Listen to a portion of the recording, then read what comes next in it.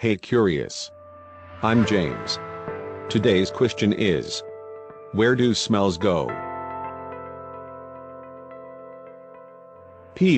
What's that smell? Luckily, all aromas get less over time thanks to a weakening concentration of scent molecules. Smells disappear when the aroma molecules disperse in the air to a concentration below your detection threshold.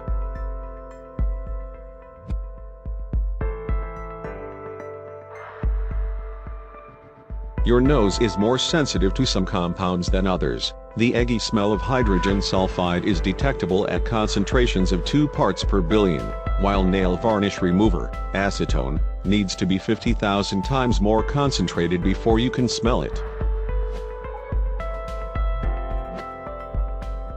Some aroma molecules may also chemically react in the air to form a different compound that you are less sensitive to.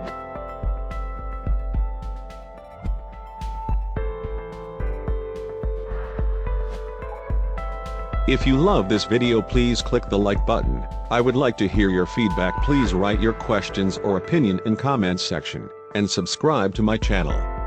Thanks for watching. See you in next video.